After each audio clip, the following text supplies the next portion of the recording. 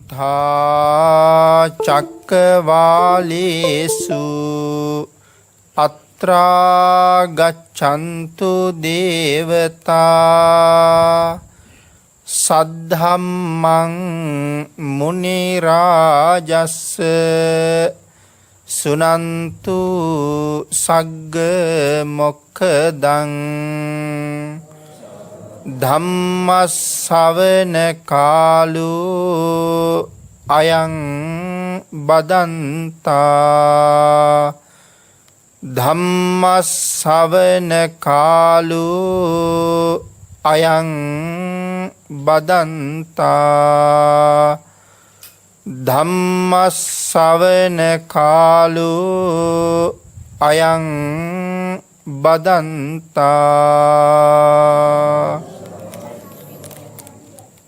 නමෝ තස්ස භගවතු අරහතු සබ්බ ධම්මේසු අප්පටිහත ඥානචාරස්ස දස බලධරස්ස චතු වේසාරජ්‍ය විසරදස්ස සබ්බ සත්තුත්තමස්ස ධම්මිස්සරස්ස ධම්ම රාජස්ස ධම්මස්සාමිස්ස තථාගතස්ස සබ්බඤුනෝ සම්මා සම්බුද්දස්ස නමෝ තස්ස භගවතු අරහතු සබ්බ ධම්මේසු අප්පටිහත ඥානචාරස්ස දස බලධරස්ස චතු වේසාරජ්‍ය විසරදස්ස සබ්බ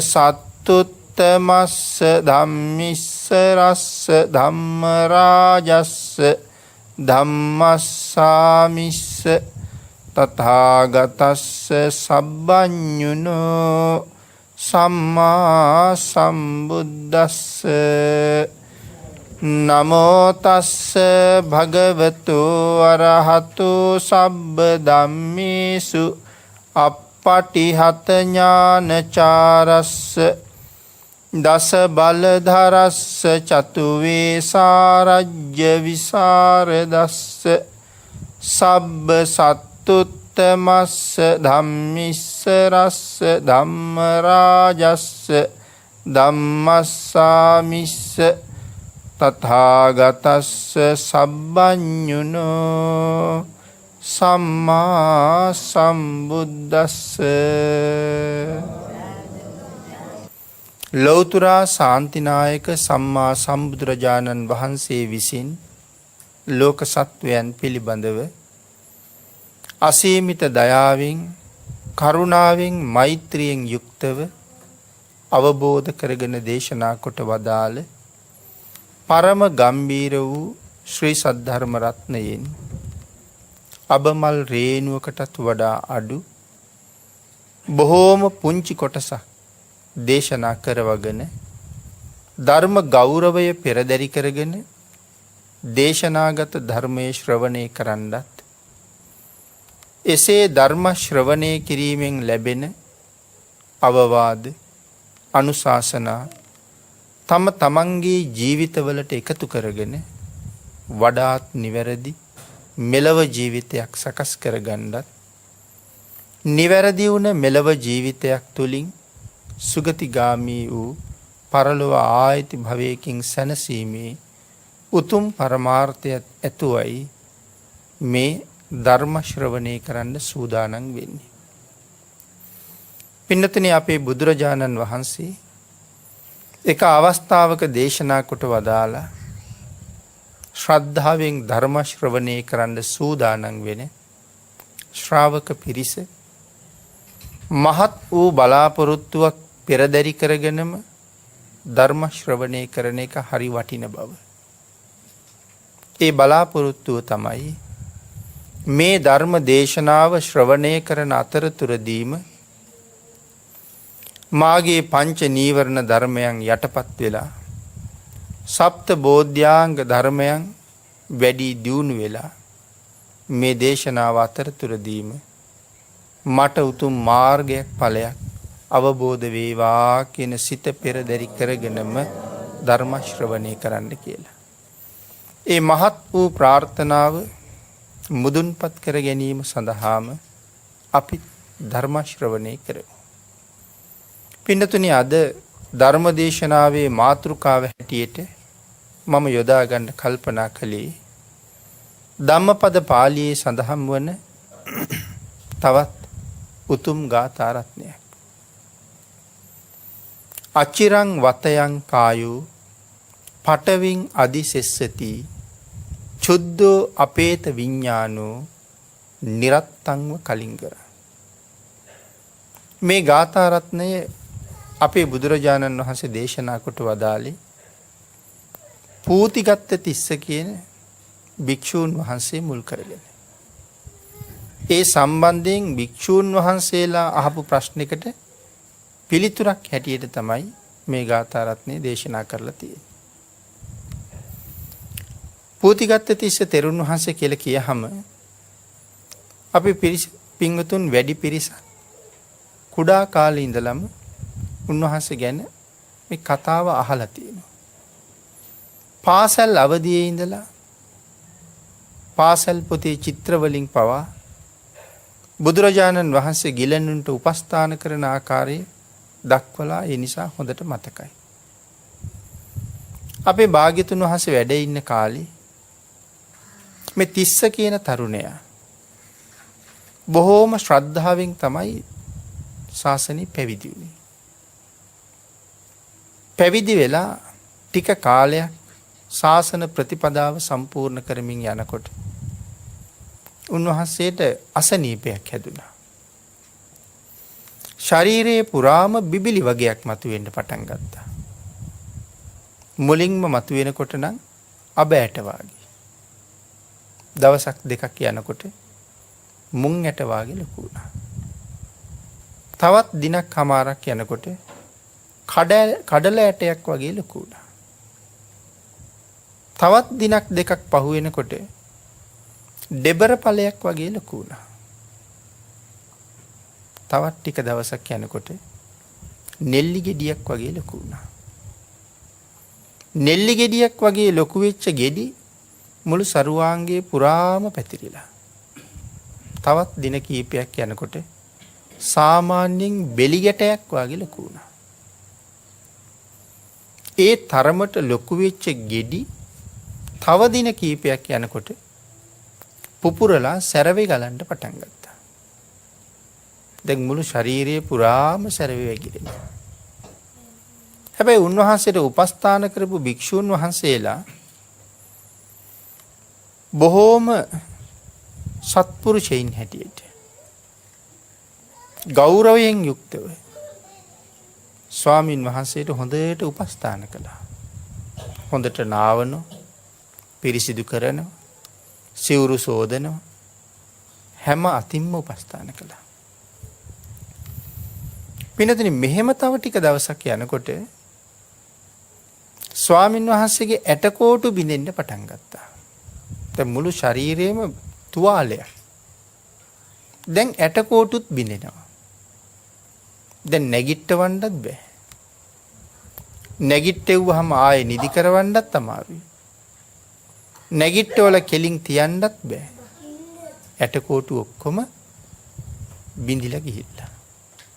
ඊට පස්සේ මේ ස්වාමින් වහන්සේලා උන්වහන්සේට උපස්ථාන කරන එක අත්හැරලා දැම්මා. ඒ වෙන කිසිම දෙයක් කරන්න බෑනේ. නැගිටවන්නත් බැරි නම්, සෝදන්න පිරිසිදු කරන්න නාවන්න අරගෙන යන්නත් බැරි නම්, ඉන්දවල තියන්නත් බැරි නම් වෙන කරන්න දෙයක් නෑ.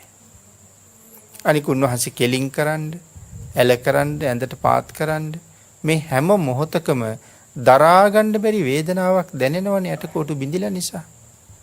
ඉතින් ඒ නිසා අත්හැරලම දැම්මා. සැරවේ ගලලා සිවුර ඇඟට ඇලිලා, ඇඟ සිවුරට ඇලිලා, සිවුර විනිවිද ගමන් කරපු සැරව ඇඳට ඇලිලා. කිසිම කෙනෙකුගේ සරණක් නැහැ.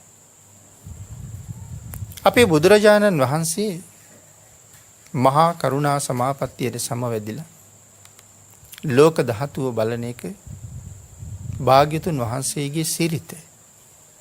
ඒක පින්නතනේ අපේ භාග්‍යතුන් වහන්සේගේ විතරක් නෙමෙයි සෑම බුදුරජාණන් වහන්සේ නමකගේම සිරිතක්. දවසකට දෙපාරක් මේ විදිහට ලෝක ධාතුව දිහා බලනවා. උදේට එකපාරයි, හවසට එකපාරයි. එක වතාවක බලනකොට සක්වල මුව විට ඉඳලා සුගන්ධ කුටියේ දොරටුව දක්වා බලනවා. ඊළඟ වතාවේ බලනකොට සුගන්ධ කුටියේ දොරටුවේ ඉඳලා සක්වල මුව විට දක්වාම බලනවා. බුදුරජාණන් වහන්සේගෙන් විශේෂ පිහිටක් වමනාය මේ වෙලාවේ භාග්‍යතුන් වහන්සේට දකින්න ලැබෙනවා. එදා බුදුරජාණන් වහන්සේ දැක්කේ මේ අසරණ වෙලා ඉන්න තිස්ස හාමුදුරුවෝ. අපේ භාග්‍යතුන් වහන්සේ තිස්ස හාමුදුරුවෝ හොයාගෙන තිස්ස හාමුදුරුවන්ගේ කුටියට වැඩම කළා. තිස්ස හාමුදුරුවන්ව බලලා බුදුරජාණන් වහන්සේ ගිනිහල්ගෙට වැඩම කළා. භාග්‍යතුන් වහන්සේ භාජනවලට පැන් පුරවලා ඒ පැන් උණු කරන්න සකස් කෙරලා. පැන් උණු වුණාට පස්සේ භාග්‍යතුන් වහන්සේ සුගන්ධ කුටියේ තිස්ස හාමුදුරුවෝ වැඩ ඉන්න කුටියට වැඩලා තිස්ස හාමුදුරුවන්ගේ ඇඳ එක පැත්තකින් ඔසවන්න හැදුවා. ඒක දැකපු භික්ෂූන් වහන්සේලා අනේ ස්වාමීනි සමාවෙන්න. අපි ඔසවගෙන එන්නම් කියලා ඇඳ අරගෙන ගිනිහල් ගේ ළඟට ගියා. ඔරුවක් ගෙන්නගෙන ඔරුවක් කියලා කියන්නේ සිවුරු සෝදන්න සකස් කරලා තිබිච්ච උපකරණයක්. ගල් වලින් සකස් කරපුවා තියෙනවා. ලී කොට හාරලා සකස් කරපුවා තියෙනවා. ඒ වගේ ඔරුවක් ගෙන්නගෙන උණු පැන් වක් කරලා තිස්ස හාමුදුරුවන්ගේ සිවුර අරගෙන සිවුර හොඳට පොඩි කරලා හේදුවා. හොදලා වැනුවා. ඇඳේ තිබිච්ච වස්ත්‍ර හරි ආදී දේවලුත් සෝදලා වැනුවා.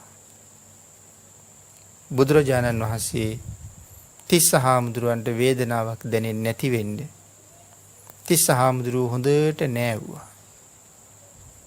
තිස්ස හාමුදුරුවන්ගේ තුවාල භාග්‍යතුන් වහන්සේගේ ශ්‍රී හස්ත ධාතුවෙන්ම හොඳට පිරිසිදු කළා. තිස්ස හාමුදුරුවෝ නාලා ඉවර වෙනකොට සිවුර වේලිලා. සිවුර ගෙන්නගෙන දෙකට නමලා තිස්ස හාමුදුරුවන්ට ඇන්දෙව්වා. අඳන සිවුර ගලවලා ඊට පස්සේ සෝදලා වැළුවා. ටික වෙලාවකින් අඳන සිවුරත් වේලුණා. නැවත වතාවක් අඳනේ අඳවල සිවුර පුරවලා ඇඳත් පිරිසිදු කරලායි තියෙන්නේ. තිස්ස හාමුදුරුවෝ ඇඳේ හේතු කරලා ඇඳ ඔසවගෙන කුටියත් පිරිසිදු කරලා කුටියට ගෙනහිල්ලා තිබ්බා. අපේ බුදුරජාණන් වහන්සේ මේ සියලු කටයුතු කරලා ඉවර වෙනකොට තිස්ස හාමුදුරුවන්ගේ තුවාල පිරිසිදු කරලා නිසා ඇඟ පුරාම සැරවි තැවරිලා අපිරිසිදු වෙලා තිබිච්ච සියලු දේවල් පිරිසිදු නිසා හිතට මහා පුදුම සැහැල්ලුවක් දැනුණා. අන් ඒ වෙලාවේ අපි අර මාතෘකා කරගත්ත ගාථා රත්නයේ දේශනා කොට වදාලා. අචිරං වතයන් කායු පටවින් අදිසෙස්සති. චුද්ධෝ අපේත විඤ්ඤාණෝ නිරත්තංව කලින්කර. අපේ භාග්‍යතුන් වහන්සේ මේ ගාථා රත්නයේ දේශනා කරලා ධර්ම දේශනාව සිදු කරලා නිමා වෙනකොට තිස්ස හාමුදුරුවෝ සව් කෙලෙස් නැසල රහත් වුණා. රහත් භාවයේ ලැබෙන එකත් තිස්ස හාමුදුරුවන්ගේ පරිනිර්වාණයත් එදාම සිද්ධ වුණා. බුදුරජාණන් වහන්සේ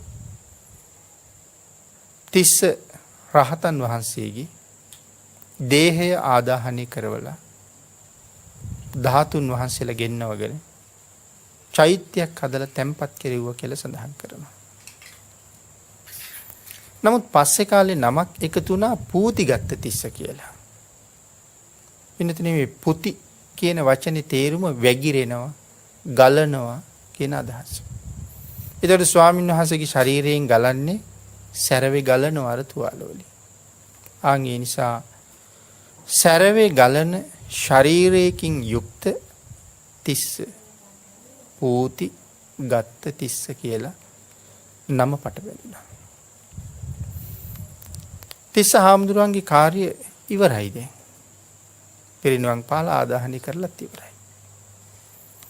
භාග්‍යවතුන් වහන්සේ මේ ගාථා රත්නයෙන් මොනව දේශනා කරන්න ඇද්ද? අචිරං වතයං කායු.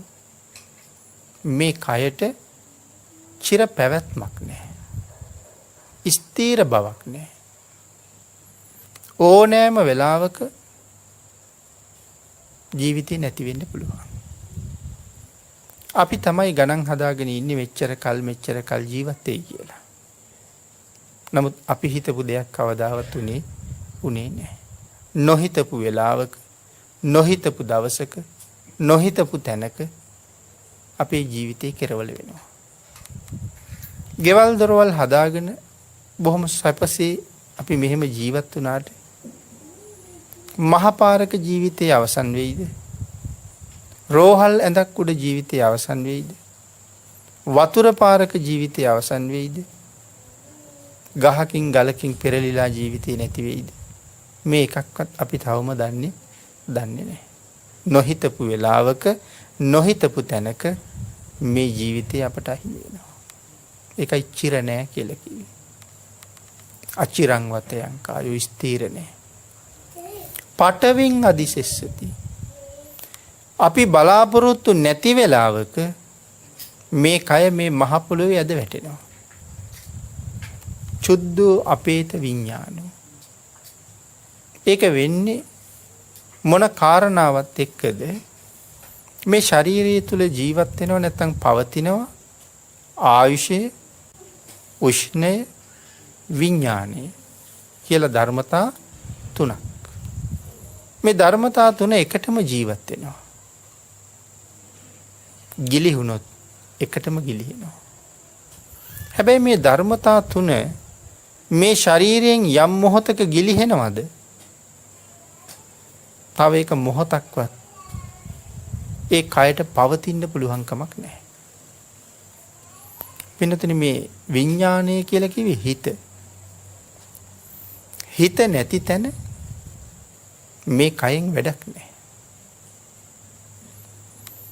මේ සියලුම ක්‍රියාකාරකම් හිත පවතින නිසා.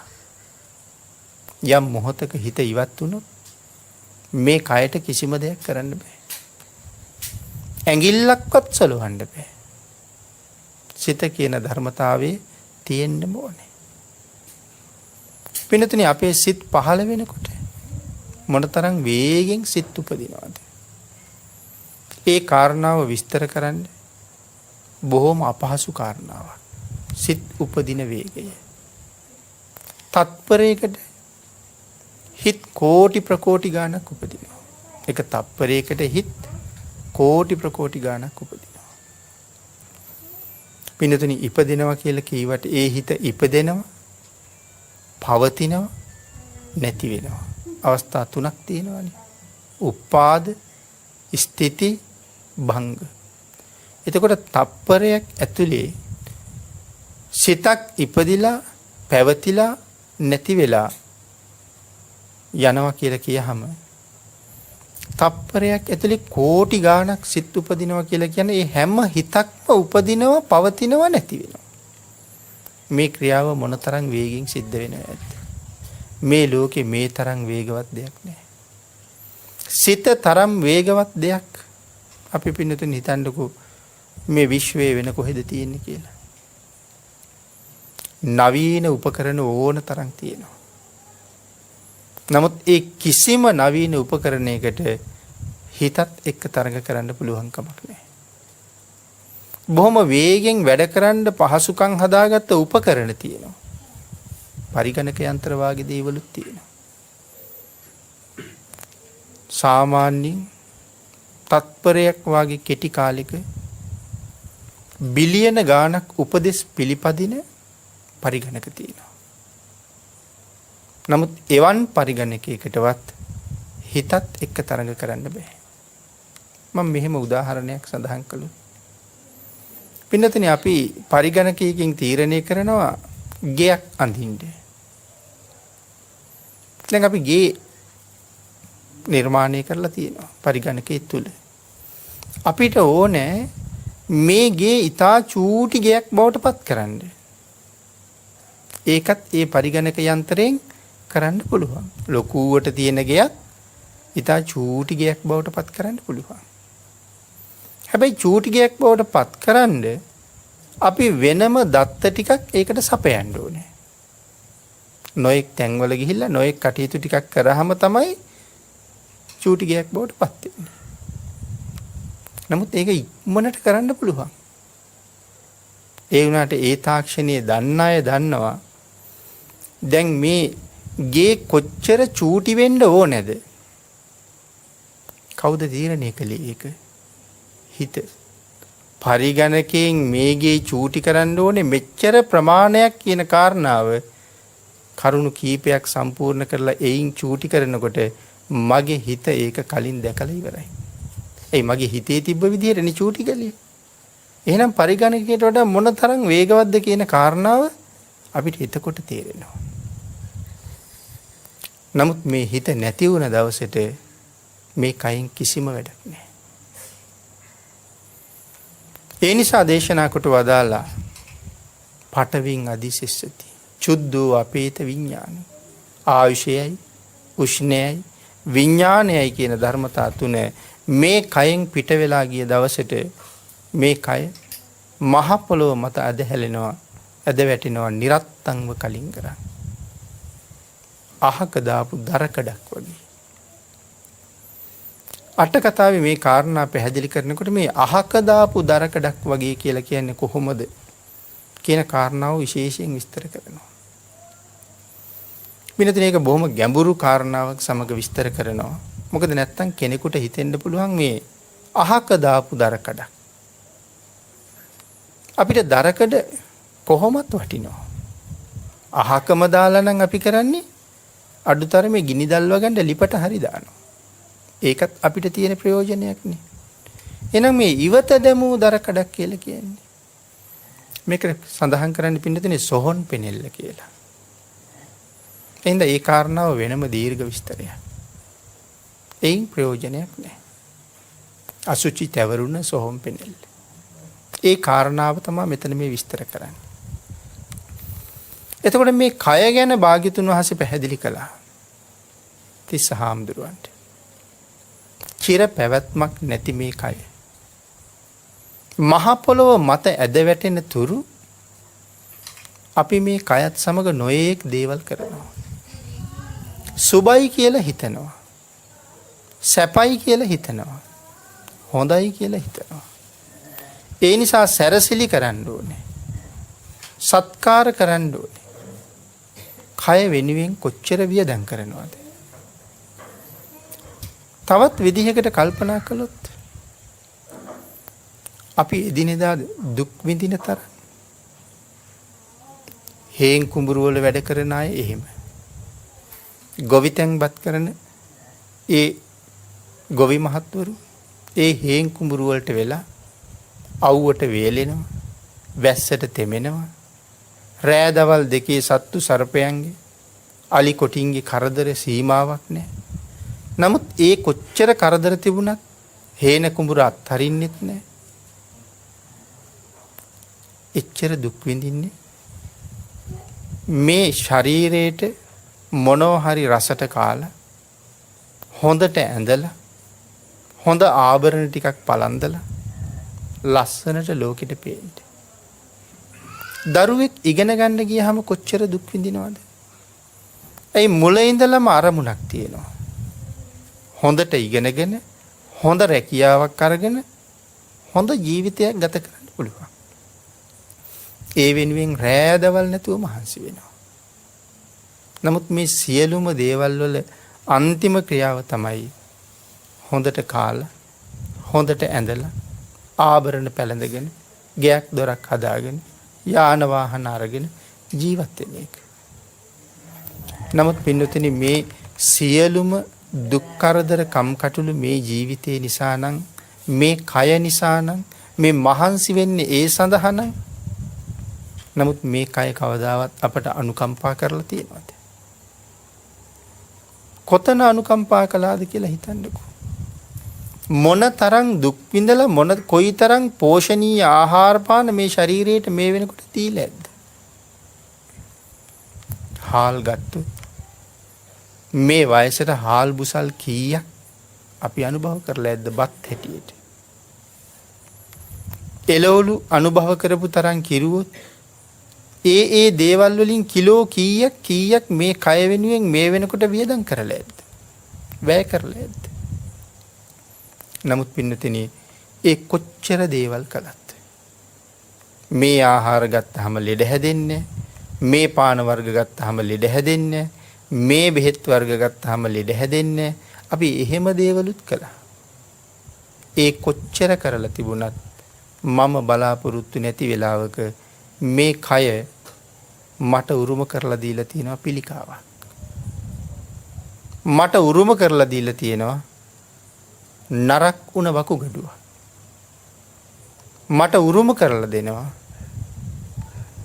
වේදනාවත් සමග දුර්වල වුණ පෙනහැල්ල. මට උරුම කරලා දෙනවා ශරීරයේ පුරාම ගමන් කරන රුධිර නාල කොතන හරි තැනක හීන් කරලා මුළු ශරීරයේම ප්‍රාණය රඳවන්න හේතු වෙන එක කාරණාවක් වෙච්ච රුධිර ධාතුව ලේ පිරිසිදු වෙන කෑම කොච්චර අපි කෑවද? නමුත් කොතන හරි තැනක කැටයක් හැදිලා සෙවුම් තැනක ගිහිල්ලා හිර වෙලා සිහිසුන් වෙලා වැටිලා මොනතරම් දුකක් මේ කය අපට උරුම කරලා දෙනවද? ඒ තරම් දුක්ඛන්දරාවක මේ කය අපි ගිල්වනවා. නමුත් ඒක තේරුම් නොගෙන අපි තාමත් මේ ඇඟ විතරක් පෝෂණය කර ජීවත් වෙනවා. මේක මොනතරම් පිළිකුල් සහගතද කියන කාරණාව තිස්ස හාමුදුරන්ට පැහැදිලි කළා. මේ පෝෂණය කරන කය. ඉතා ගැඹුරු විස්තරයක් භාග්‍යතුන් වහන්සේ කරනවා. කාල වේලාවට අනුව කෙටියෙන් සිහිපත් කළොත් අමු හමකින් වහලා තියෙනවා මේ කය. ඇටකොටු 300ක්. ඒ ඇටකොටු වල මස් ගලපලා අමු හමක් පොරවලා වහලා තියෙනවා. ඒ හැම එක පාටයි. සමහරුන්ගේ හැම කළු පාටයි. සමහරුන්ගේ හැම තලෙලලුයි. සමහරුන්ගේ හැම රතු පාටයි. විවිධාකාර පාට තියෙන හැමක් තියෙනවා. එතකොට අපි පුද්ගලයාගෙන් පුද්ගලයාට ආකර්ෂණය වෙනවා. විරුද්ධ ලිංගිකයන් කෙරෙහි ආකර්ෂණය ඇති කරගන්නවා. ලස්සනයි කියලා හිතනවා. හොඳයි කියලා හිතනවා. කැමතියි කියලා කැමැත්ත ප්‍රකාශ කරනවා. නමුත් මේ මොකක් දිහා බලලද මේ කැමැත්ත ප්‍රකාශ කළේ? පිටපැත්තෙන් පේන්න තියෙන හැම දිහා බලලා. අභ්‍යන්තරයේ තියෙන කිසි දෙයකට කිසිම මොහතක කැමැත්තක් නැහැ. මේ හැම යන්තමට සීරුණොත් ලේ මතුවෙනවා. ඒ කැමති කියපු පුද්ගලයා ඒ ලේවලටත් කැමතිද? නැත්නම් ඒ ශරීරයේ ඇතුලේ තියෙන මල, මුත්‍ර, සෙම, සොටු, සැරව මේ කිසි දෙයකට කැමතිද? මේ හැමෙන් නමුත් සීරුණ කෑල්ලක් ඔහුට දුන්නොත් ඇයට දුන්නොත් කැමැත්තෙන් ඒ තියාගන්න කැමති වෙයිද? ගැලවුණ දතක් මම වෙනුවෙන් තියාගන්න දැනට කියලා දුන්නොත් අරගෙන යයිද? එහෙම කරන කෙනෙක් නැහැ.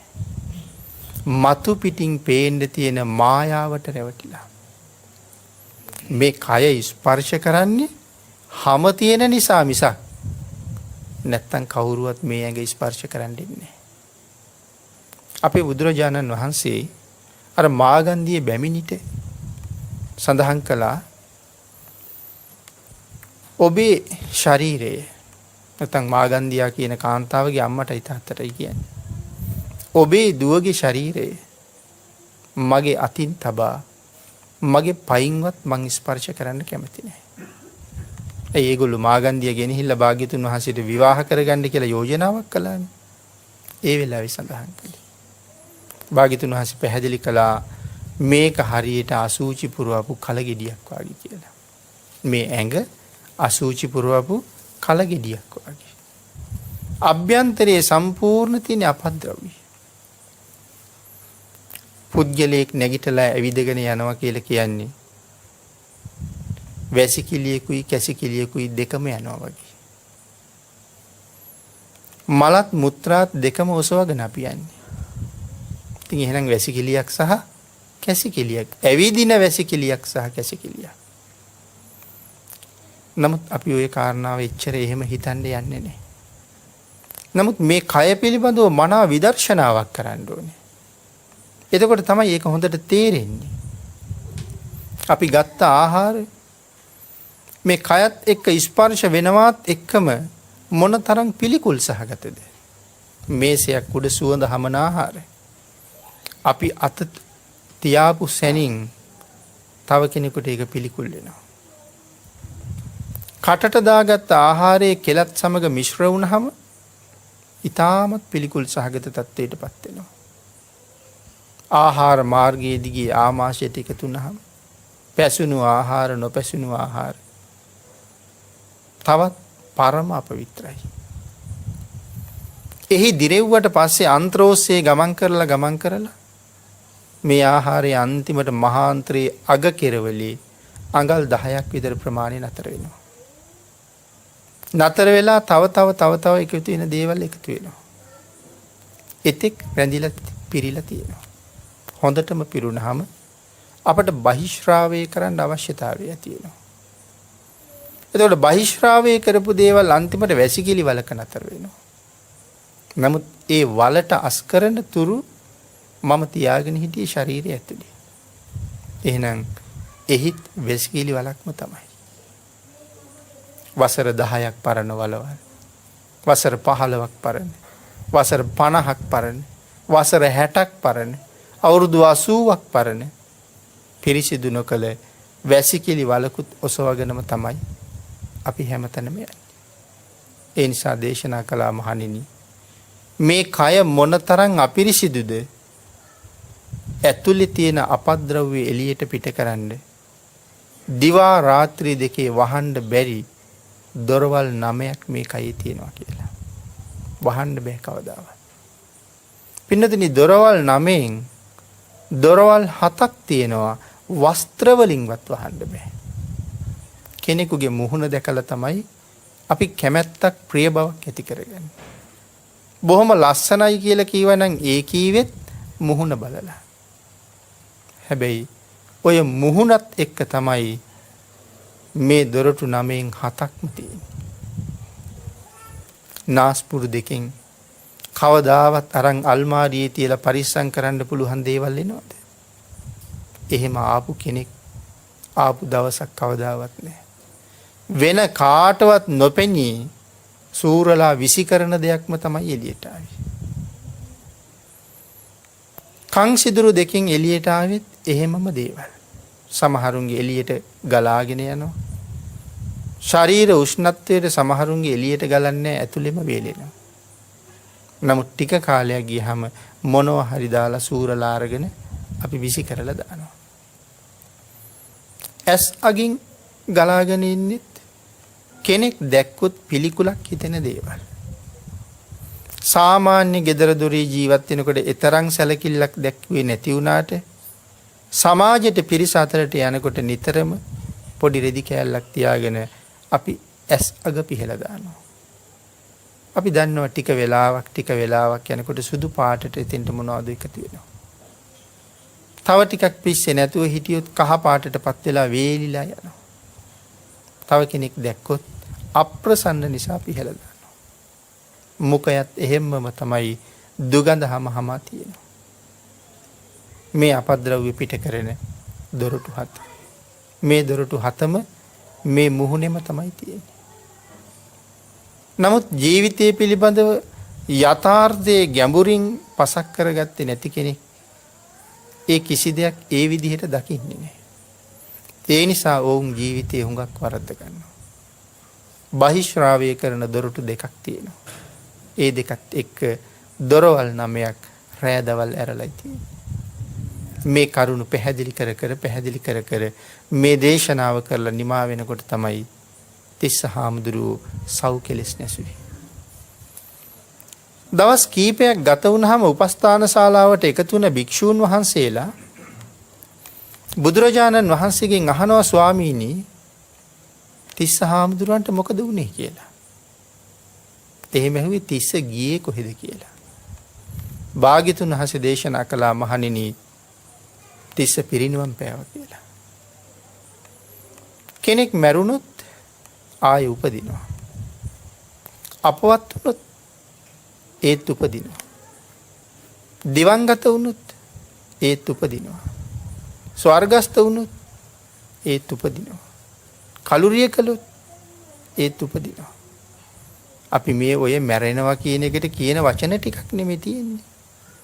නමුත් කෙනෙක් පිරිනිවන් පෑවොත් ආයි කවදාවත් උපදින්නේ නැහැ. එහෙනම් තිස්සට මොකද උනේ ස්වාමීනි කියලා අහනකොට දේශනා කළේ මහණෙනි තිස්ස පිරිනිවන් පෑවා. රහතන් වහන්සේලාට නෙමෙයි රහත් නොවිච්ච භික්ෂූන් වහන්සේලාට පුදුමයි. ඒ තරම් පිනක් තිබුණා නම් තිස්සට මේ තරම් දුකක් විඳියයි කියලා. බුදුරජාණන් වහන්සේගෙන් අහුවා. පින්නතනේ අදට මේක ගලපලා බලන්නකෝ. අපේ සමහර කෙනෙක් මැරුණහම සමහර කෙනෙක් ඇවිල්ලා කියනවා මේ ජීවිතේ නම් දන්න කාලෙක ඉඳලා කුරා කුඹියෙකුටවත් කරදර කළේ නැහැ. බොහෝම බණ ඇහුවා. බොහෝම සිල් ගත්තා. හරියට පින්කම් කළා. බලාපොරොත්තු නැති විදිහට මැරිලා ගියා. මෙහෙම සිල් රැක්ක, මෙහෙම බණ ඇහුව, මෙහෙම දන් දුන්න, ඊතරම් හොඳට ජීවත් වුණ ප්‍රදේශයේම ආදරය කරපු කෙනෙක් මෙහෙම මැරෙන්න පුළුවන්ද? එතකොට ඔහු කළ පින්කම් වලින් පළක් උනේ නැද්ද ඔහුට? අද මිනිස්සු ඕන තරම් අහන ප්‍රශ්නය. නමුත් පින්නතනි මේක අලුත් ප්‍රශ්නයක් නෙමෙයි. මේක ගොඩක් පරණ ප්‍රශ්නයක්. ඇයි මම ඒක පරණ ප්‍රශ්නයක් කිව්වේ? මේක බුදුරජාණන් වහන්සේගෙන් භික්ෂූන් වහන්සේලාත් අහපු ප්‍රශ්නයක්. එච්චර පින් තිබ්බනම් තිස්සට මෙහෙම උනේ ඇයි කියලා. භාග්‍යතුන් වහන්සේ අතීත කතාව දේශනා කළා. මමම මේ සංසාරේ කරගත්ත දේවල් වෙන කවුරුවත් පින්නතුනි ගෙවලා ඉවර කරන්නේ නැහැ. අදත් මේ ජීවත් වෙන මොහොතේ අපි කරනවා නම් යමක් ඒක මමම තමයි ගෙවන්න ඕනේ. අකුසලයක් කළොත් ඒකත් මට, කුසලයක් කළොත් ඒකත් මට. අන්න ඒ නිසා අකුසල් කරන හැම මොහොතකම ඒක හොඳටම තේරුම් ගන්න ඕනේ. ඊටා කුඩා අකුසලයක් වෙන්න පුළුවන්. සමහරට මදුරුවෙක් වෙන්නයි මැරුවේ. කූඹියෙක් වෙන්නයි පොඩි කලේ. සුළුයි කියලා හිතන්න එපා. එක මදුරුවෙක් මරහම ආත්ම 100,000 ගාණක් ගුටි කාලා මැරෙන්න වෙනවා පින්නතුනි. එක කූඹියෙක් කකුලේ කාපුවාම සමහර වෙලාවට මේ කුඩා සතෙක් එයා අයින් කරන්න කම්මැලි. ඇඟිල්ල තියලා පොඩි කරලා අඹරලා වගේ දානවා. නමුත් ඉතින් මට ආත්ම කීයක් ඒ දුක විඳින්න වෙයිද? කර්මය පිළිබඳව පැහැදිලි කරනකොට මේ කරුණ අපූර්වට පැහැදිලි කරලා තියෙනවා. එක සතෙක් මරහම මටත් සංසාරේ එක පාරක් නම් මැරෙන්න වෙන්නේ ඒක කමක් නෑ. එහෙමවත් සතෙක් මරන්න කියන එක නෙමෙයි මේ කියන්නේ. නමුත් පින්දුනේ එක සතෙක් මරහම 100,000 ගණන් වාරවල මට ඒ වෙනුවෙන් මැරෙන්න වෙන එකයි බය. එහෙමනම් ජීවිතේ කී දෙනෙක් මරලා ඇද්ද ඒ විදිහට? සුළුවට නම්. ඒකක්වත් වෙන කවුරුවත් බාර ගන්නවද? අම්මා තාත්තා බාර ගන්නෙත් නෑ. ස්වාමියා බිරිඳ බාර ගන්නෙත් නෑ. දරුවෝ මුණුබුරෝ බාර ගන්නෙත් නෑ. දවසක මේ මහ පොළොව මත ඇද වැටෙනකොට මං කරගත්ත ඒ හොඳයි නරකයි දෙකම අරගෙනම මම යනවා. ඒවා මේ තියලා යන්නෙත් නෑ, වෙන කාටවත් ගන්නත් බෑ. තිස්ස හාමුදුරුවන්ගේ කතාව භාග්‍යතුන් වහන්සේ පැහැදිලි කළා මහණෙනි මේ තිස්ස කාශ්‍යප බුදුරජාණන් වහන්සේගේ කාලේ කුරුළු වැද්දේ. දැල් දාලා කුරුල්ලෝ අල්ලලා ප්‍රභූවරුන්ට විකුණනවා. කුරුල්ලෝ ඇති කරන්න කැමති අය ඉන්නවනේ. ඒ අයට කුරුල්ලෝ විකුණනවා. ඉතුරු වෙන කුරුල්ලෝ ටික ගෙනල්ලා මරනවා. මරලා හෙට විකුණන්න අරන් යනවා. ඒ වුණාට එතකොට මස් නරක් වෙලා. ඊට පස්සේ මොහු උපායක් යොදා ගන්නවා. කුරුල්ලන්ගේ කකුල් දෙක කඩනවා. කුරුල්ලට කකුල් දෙක නැත්තම් ඉගිල්ලෙන්න බෑ. කකුල් දෙකෙන් වාරු අරන් තමයි අහසට නගින්නේ. ඒ නිසා කකුල් දෙකම කඩනවා. පියාපත්වල ඇටකොටු ටිකත් කඩනවා. පියාපතුත් කඩනවා. කඩලා පැත්තක දානවා. උහුලන්න බැරි වේදනාවක් විඳිනවා. නමුත් ජීවිතේ තියෙනවා හෙට උදේට මරලා විකුණනවා. වැඩිපුර මස් තිබුණ දවසට ඔහුත් ගෙදර ටිකක් උයාගෙන කනවා. එක දවසක් රහතන් වහන්සේ නමක් පිණ්ඩපාතේ වඩිනවා. මේ කුරුළු වැද්දා දැක්කා. එදා ගෙදර කුරුළු මස් උයලා. අනේ කවදාවත් දන් දීලා නැති මම අද ගෙදර හොඳට වෑංජන හදලා තියෙන නිසා ධනක් පූජා කරගන්න ඕනේ කියලා රහතන් වහන්සේට ආරාධනා කරලා පාත්‍රයට දම් පූජා කළා. පූජා කරලා රහතන් වහන්සේ ළඟ වැඳගෙන ප්‍රාර්ථනාවක් කළා. ස්වාමීනි ඔබ වහන්සේ ලැබුවා නම් යම් උතුම් ඵලයක් මටත් කවදා හරි දවසක ඒ අති උතුම් ඵලය ලබන්න මේ දානානිසංසයේ හේතු වාසනා වේවා කියලා. අර කුරුල්ලන්ගේ ඇටකොටු කඩපු නිසා තමයි ඇටකොටු බිඳෙන්න පටන් ගත්තේ. කුරුල්ල මර කරපු පාප කර්මයේ නිසා තමයි බිබිලි වාගේ පටන් අරගෙන නැත්නම් අබෑට වගේ බිබිලි වලින් පටන් අරගෙන බෙලි ගැට තරම් ලොකු වෙනකන් gediyeවිලා සලකන්න කිසි කෙනෙක් නැතුව අස්ති බිඳිලා වේදනාව විඳ විඳ හිටියේ මේ කරුමෙට. නමුත් මෙදා හරි හොඳ කෙනෙක්නේ. අවසානාත්මේ හරිම හොඳ කෙනෙක්. ඒ නිසා මහාන වෙන්නත් හිතුණා. ගුණ ධර්මත් සම්පූර්ණ කළා. ඉතින් එහෙමනම් අහන්න වෙන්නේ මේ පැවිදි වෙලා මේ තරම් සිල් රැකගෙන හිටපු අයටත් ඔහොම වෙනවද කියලානේ. නමුත් පුරාණ කර්මයේ කවුරුවත් අහෝසි කළේ නැහැ. පුරාණ කර්මයේ කවුරුවත් ගෙවලා නැහැ. ඒවා ඔහුම කරපු දේවල් ඒකාන්තයෙන් ඔහු පස්සෙම එනවා. පින්නතුනි කෙනෙකුට අහන්න පුළුවන්නේ ඇයි බුදුරජාණන් වහන්සේට තියෙන හැකියාවෙන් තිස්ස හාමුදුරුවෝ සුවපත් කරන්න බැරිද කියලා. භාග්‍යතුන් වහන්සේට එහෙමත් පුළුවන්. නමුත් බුදුරජාණන් වහන්සේගේ කරුණාව තියෙන්නේ අපි බලාපොරොත්තු වෙන තැනක නෙමෙයි. අපි නොහිතපු තැනකයි භාග්‍යතුන් වහන්සේ අපිට පිහිට වෙන්නේ. තාම කෙටියෙන් කාරණා දෙකක් මතක් කරලා අපි ධර්ම දේශනාව ඉවර කරමු. අපේ පින්නතුන්ට මතකයි චත්තමානවක ගැන. අපි හොඳට චත්තමානවක ගැන දන්නවා ළමයි හිටන්. නමුත් චත්තමානවක කියන්නේ බෞද්ධයෙක් නෙමෙයිනේ. චත්තමානවක ඉගෙනගෙන ශිල්ප ඉගෙනගෙන ඉවර වෙලා ගුරු ගෙදරින් පිට වෙලා ගෙදර ආවේ ගුරු පඬුරු අරගෙන ආපහු යන්න. පහුවදා උදේ යමන් පුතේ කියලා තාත්තා කියපු නිසා එදා රැයට ගෙදර ඉඳලා පඬුරුත් අරන් උදේම පිටත් වුණා. මහා කරුණා සමාපත්තියෙන් ලෝක ධාතුව බලන වෙලාවේ පින් ඇති චත්තමානවකයන් භාග්‍යතුන් වහන්සේ දැක්කා. චත්තමානවක ගුරු ගෙදර යන්න එන පාරේ ගහක් මුලට වැඩලා භාග්‍යතුන් වහන්සේ වැඩ හිටියා. චත්තමානවක බුදුරජාණන් වහන්සේ දැක්කා.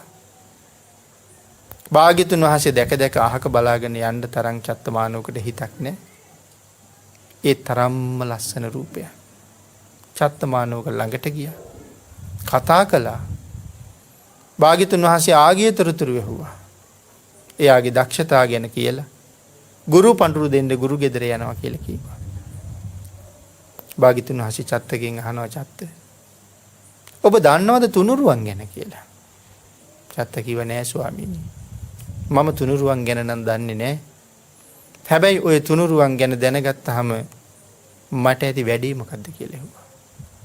ආන් මේ වෙලාවේ තුනුරුවන් ගැන දැනගන්න එකේ ප්‍රතිඵලයේ භාග්‍යතුන් වහන්සේ චත්තට කියලා දුන්නා. චත්ත ගොඩාක් සතුටු වුණා. චත්තගේ ශ්‍රද්ධාව බොහොමයි.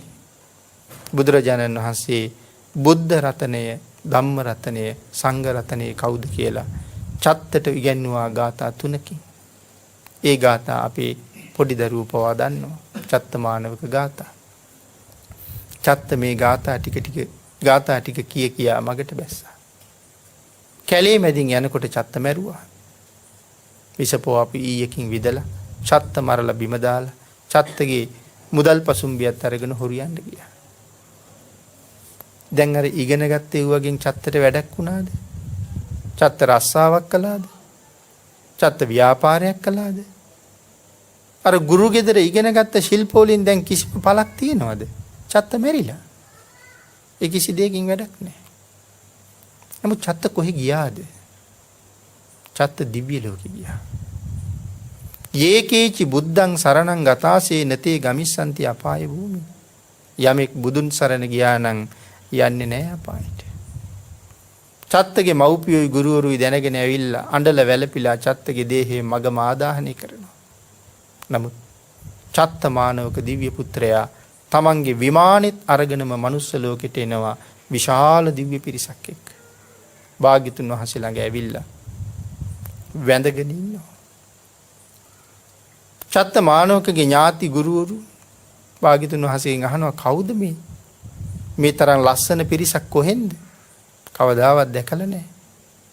එතන හිටපු ප්‍රධාන දිව්‍ය පුත්‍රයා පෙන්නලා බුදුරජාණන් වහන්සේ සඳහන් කළා මොහුගේ පෙර කය තමයි අර සෑයේ දැවෙන්නේ කියලා. චත්තමානෝක බුදුන් සරණ ගිහිල්ලා තමන් ලබාපු ඵලය තමන්ගේ ඥාතීන්ට කියලා භාග්‍යතුන් වහන්සේට වන්දනා කරලා නැවත වතාවක් දෙව්ලොවට ගියා. චත්තමානෝක දිව්‍ය පුත්‍රයා තාමත් දෙව්ලොව මේ කතාව අහනවා ඇති. එහෙනම් භාග්‍යතුන් වහන්සේට තිබ්බේ නැද්ද? චත්ත එන්න මාත් එක්ක යන්න. අද ඔය පාරේ හොරු ඉන්න ඔබ මරන්න. පස්සේ වෙන කවුරු හරි එක්ක යන්න. එහෙම කියන්න තිබුණේ නැද්ද? ඒක වටින්නේ නැහැ. වටින්නේ නැත්තේ නෑ. භාග්‍යතුන් වහන්සේ පිහිට වෙන්නේ එහෙම නෙමෙයි. මෙලව ජීවිතේ නැති වුණා. නමුත් චත්ත සුගතියට යවුවා. මට්ට කුණ්ඩලීගේ පාණ්ඩු රෝගයත් සුවපත් කරන්න තිබ්බා. නමුත් ඒ පාණ්ඩු රෝගය සුවපත් කරනවට වඩා ඔහු සුගතිගාමී කරන එක වටින නිසා රශ්මි කදම්බයක් පිටට යවලා කොහෙන්ද මේ අසිරිමත් රශ්මිය ආපහු හරවලා භාග්‍යතුන් වහන්සේගේ මුව මඩල දැකලා ප්‍රීති වෙලා මට්ට කුණ්ඩලී මැරුණා. මට්ට කුණ්ඩලී දිව්‍ය පුත්‍රයා පස්සේ ඇවිල්ලා තමන්ගේ තාත්තට බණ කියලා තාත්තා මේ ශාසනයේ මහ පුණ්‍යවන්තයෙක් බවට පත් කළා. පින්නතනේ අපි හිතන තැන නෙමෙයි භාග්‍යතුන් වහන්සේ අපිට පිහිට වෙන්නේ. අන්න ඒ නිසා මේ තරම් පිළිකුල් සහගත ජරා ජීර්ණ කයක් අරගෙන ඒ කය පෝෂණය කරන්න ඕනේ. නමුත් පින්නතනේ හැමදාම මේ කයෙන් වැඩ ගන්න බෑ. එන්න මේ කය ජරාවටපත් වෙන එකයි වෙන්නේ. කයෙන් වැඩ ගන්න පුළුවන් කාලේ මේ කයෙන් පුළුවන් තරම් වැඩ ගන්න ඕනේ. මොකටද? යන තැන හොඳ කරගන්න. අනිවාර්යෙන් මැරෙනවා, මැරිලා ආයෙ උපදිනවා. මේ ජීවිතේ තියෙනවා නම් ඔබට දුකක්, ඒ දුකට ඔබ අකමැති. ඊළඟට මැරිලා උපදින තැන මීට වඩා දුකක් වෙනවට අපි කැමති නෑ. එහෙම කැමති නැත්තම් මොකක්ද කළ යුත්තේ? මේ අතපය මේ කය ප්‍රයෝජනයට අරගෙන පුළුවන් තරම් පින් කරන්න. භාග්‍යතුන් වහන්සේ දේශනා කළා මහණෙනි පින කියලා කියන්නේ සැපයට නම. යමෙක් පින් රැස් කරනවා කියලා කියන්නේ සැප රැස් කරනවා කියන එකයි. වහ ජීවිත කුසලයෙන් පෝෂණය කරලා අකුසලයෙන් ඈත් වෙන්න කියන එක භාග්‍යතුන් වහන්සේගේ දේශනාව. ඔබ මම හොයාගෙන මරණය බොහොම වේගෙන් එනවා. ඔබේ ජීවිතයේ තියෙන දැවැන්තම ආපදාව තමයි මරණය කියන ආපදාව. නමුත් ඔබ ඒ ආපදාව කළමනාකරණය කරන්න. අපි සමහර කාලයකට බයිනෝනේ ආපදා කළමනාකරණය හොඳ නෑ හවල්ලුන්ගේ කියලා. ඒ ඔක්කොටම වඩා අපිට අපේ ආපදාව කළමනාකරණය කරන්න තාම බැරි වෙලා තියෙනවා.